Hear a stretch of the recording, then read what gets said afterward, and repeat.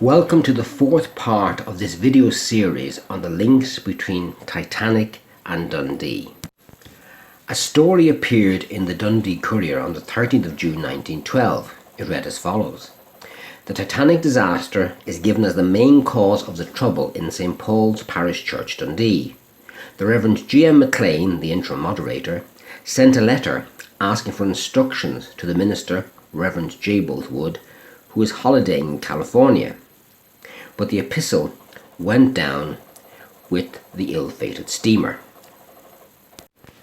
Upon a recent Sunday, there was no minister to officiate, and the elders had an exciting chase for the vine.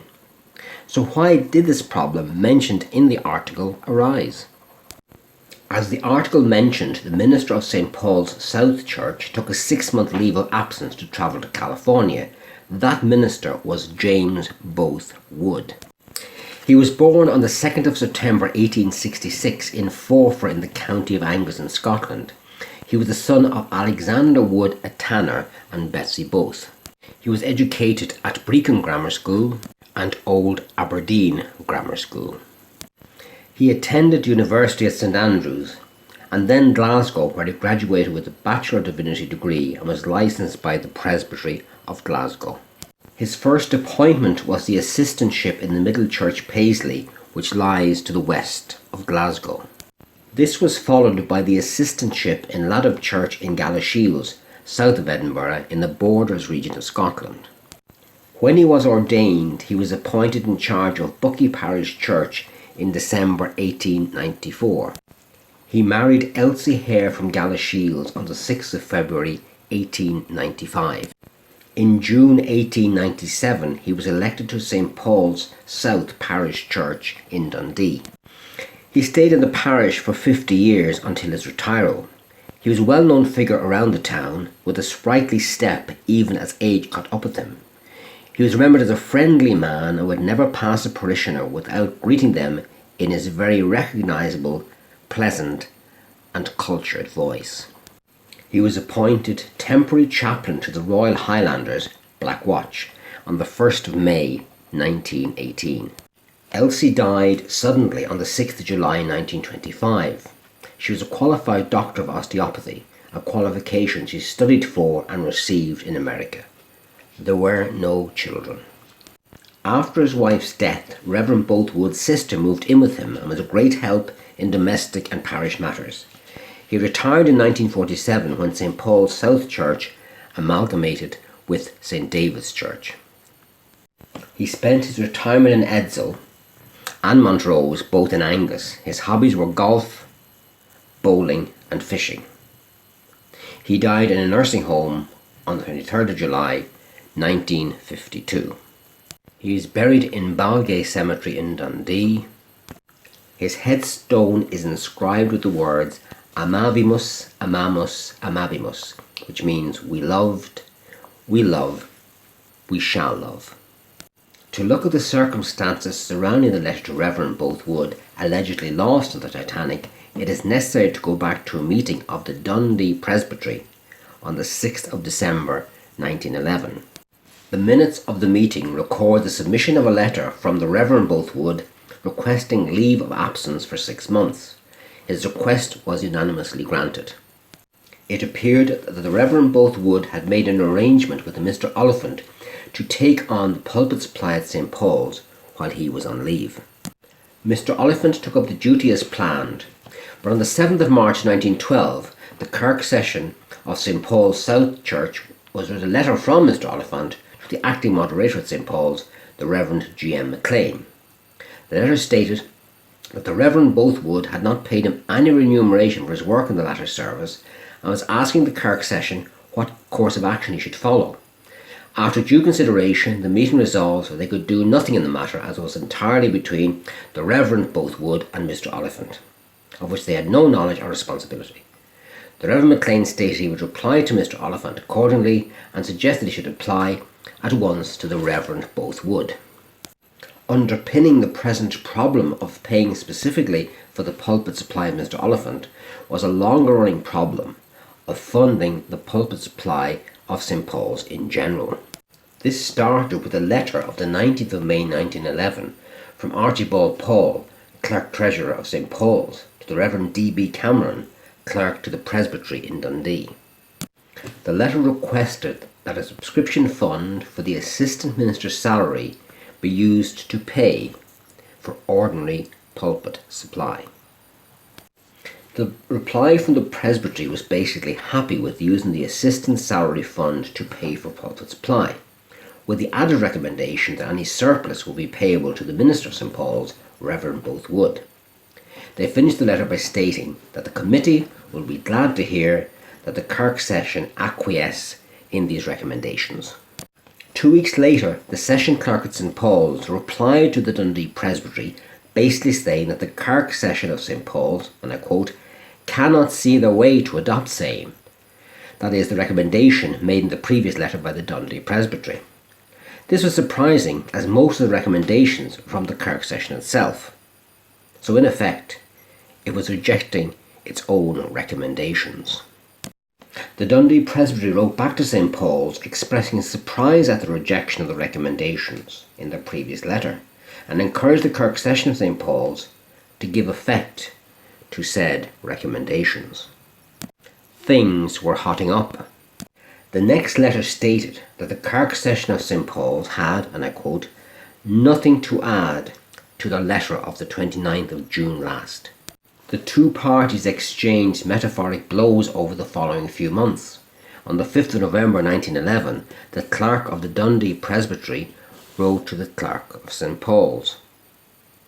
The letter ran, after a meeting of the Presbytery of Dundee held on the 1st instant, I was instructed to warn the Committee of St Paul's Kirk Session that if they continued to disobey the injunction of the Presbytery, they would be guilty of contumacy. End quote. Contumacy is defined as willful and obstinate resistance or disobedience to authority. This raised the tension up a notch or two.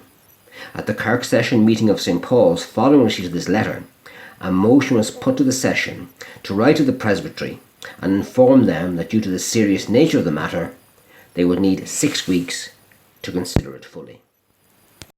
They took a vote on this motion. The Reverend Both Wood voted against, but despite this, the motion was carried. At this point, there is some indication as to why this affair seems to have got out of hand. This is the first hint in all the documents I examined, that is the minutes of the Dundee Presbytery, the minutes of the Dundee Kirk Session of St Paul's South Church, and the letters book of St Paul's South Church, that there seems to be some tension between the Kirk Session and the moderator, Reverend Both Wood.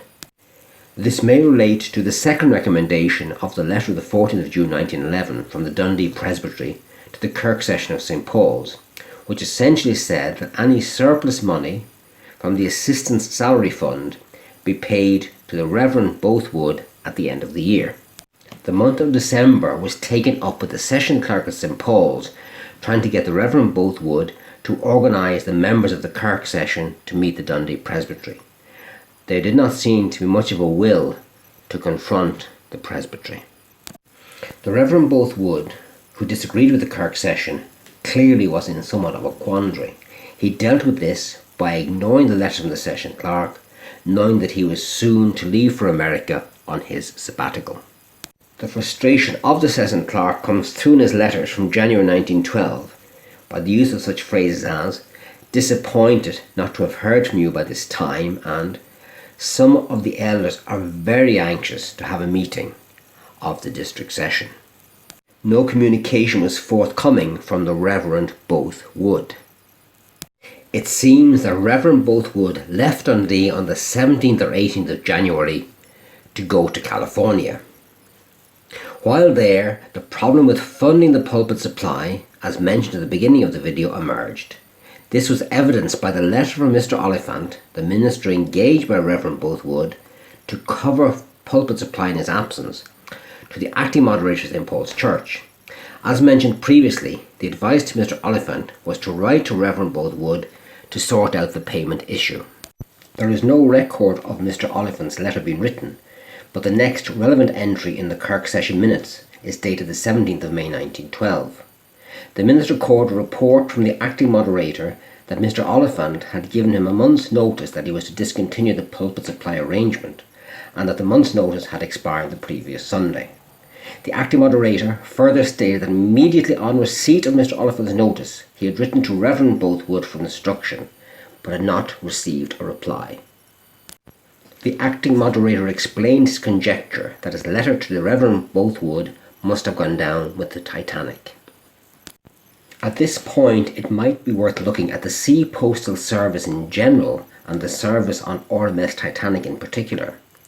The designation RMS has been in use since the 1840s. At that time it stood for Royal Mail Steamer, but later on came to stand for Royal Mail Ship. On Titanic, the post office was situated at the forward end of G-deck, with the mail room on the orlop deck below. There were 5 postal clerks on Titanic, 2 from the UK and 3 from the US. James Bertram Williamson was born in Dublin in 1896 and was a sorting clerk and telegraphist in Southampton before joining Titanic. John Richard Jago Smith was from Cornwall and had been a sorting clerk and telegraphist in Southampton since 1901. William Logan Gwynn lived in Brooklyn, New York. He was working on Titanic after transferring from another ship so as he could sail home earlier to see his gravely ill wife in America. John Starr March, at 48 years of age, was the oldest of the postal clerks on Titanic.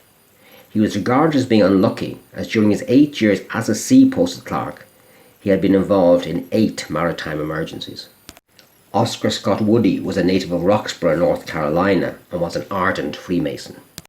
Titanic carried 3,364 bags of mail. The postal workers sorted much of the mail which is brought on board, as well as dealing with any letters which were posted on the ship by passengers and crew. Mail was considered a special cargo. Steamship companies and the postal system went to great lengths to ensure its safety. The postal clerks were expected to protect the mail at any cost.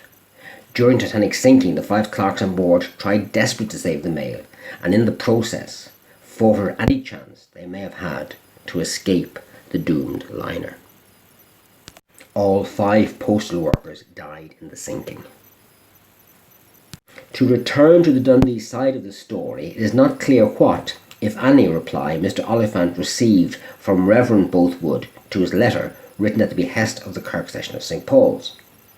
Due to the fact that soon after, Mr. Oliphant gave the acting moderator of St. Paul's a month's notice for quitting his post, he either received no reply or a not helpful one from the Reverend Bothwood in California. My guess is that he received no reply and so sought to walk away from his employment. Working back from the date of the district session meeting of the 17th of May, the Sunday previous, as quoted in these minutes, was the 12th of May. If that date was the end of the month's notice, then the letter written by the acting moderator to the Reverend Bothwood, written, as recorded in the minutes, immediately on receipt of Mr. Oliphant's resignation letter, must have been written on either Friday the 12th of April, which would have been a calendar month's notice, or Sunday the 14th of April, which would have been 4 weeks' notice. Either way, the letter would have been written on or after the 12th of April, and so would not have been on Titanic, which sailed from Southampton on the 10th of April. I think the Reverend Bothwood was relaxing in California and was not interested in getting involved in the nitty-gritty of parish affairs, especially due to the problem he had had with the public supply question before he left for America. The acting moderator's claim that his letter had gone down with Titanic was either a miscalculation on his part or a charitable gesture to excuse Reverend Bothwood for not replying to his letter. Whether the letter went down with Titanic or not, we will probably never know. However, the case is not completely hopeless. In 1987, paper bank notes were recovered from Titanic's wreck. This raised the possibility that some of the ship's mail may one day be salvaged. The delivery of the mail is the obligation of the postal system to which it is entrusted. Should any mail be salvaged, the Royal Mail or the United States Postal Service could take steps to regain possession of the mail and attempt to deliver it. Despite the practical difficulties involved, the legal obligation to deliver the mail is paramount to the postal service on either side of the Atlantic. This does give us the slimmest of slim possibilities of confirming or not that the letter did in fact go down with Titanic. All we can do is wait and see. The next instalment will appear in due course. Thank you.